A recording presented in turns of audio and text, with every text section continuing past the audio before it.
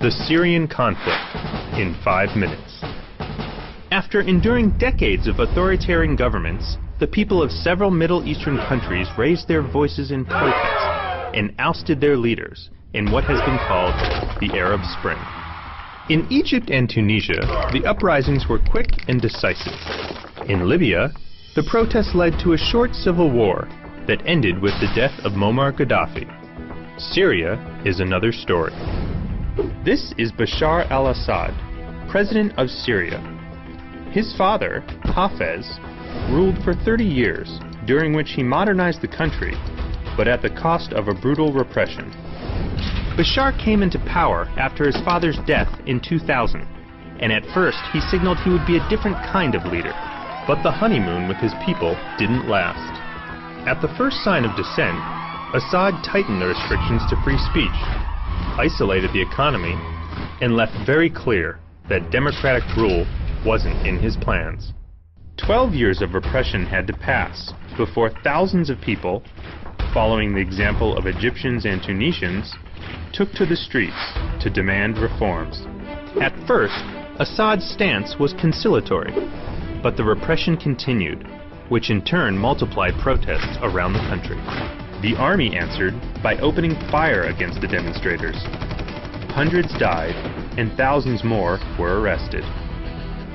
Any chance of a peaceful resolution died with the demonstrators.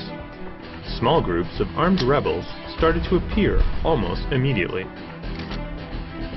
Since then, government and rebels are mired in a war that claimed the lives of more than 60,000 Syrians in the first 18 months of conflict.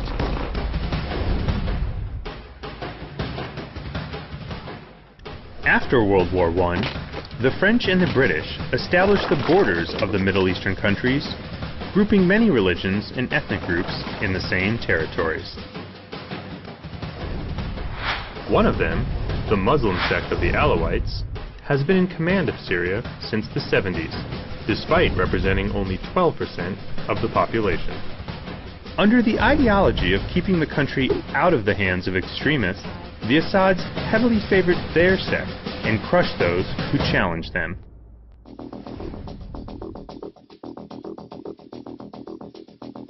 Since the outset of the war, it was clear that it would last a long time, mainly because the different rebel groups didn't have numbers, weapons, or a unifying ideology. The only thing they have in common is a deep hate for Assad. As the weeks and months passed, the rebels have increased in numbers and weapons, but not enough to topple Assad, who is now receiving help from Iran. Also, many of the rebel groups have abused, killed, and displaced civilians in the name of the revolution, leaving many Syrians wondering if the cure is worse than the disease.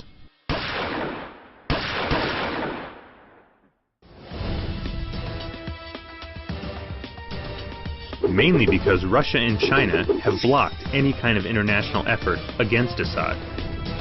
Russia and China have interests in Syria, and their leaders believe the Arab Spring hasn't brought security or stability to the region.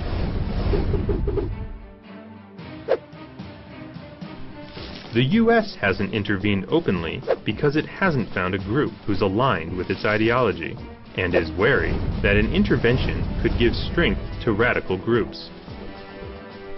The experts believe that Assad will fall eventually. The question is how long it will take.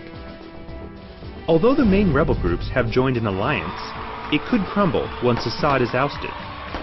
The struggle for power could lead to a new civil war, and even to a fragmentation of the country.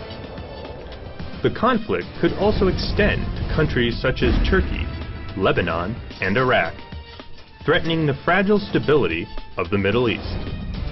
No matter the outcome, whoever assumes power in Syria will inherit a country in ruins, with an economy in shambles, a deeply divided population, and the challenge to fulfill the promises of the Arab Spring.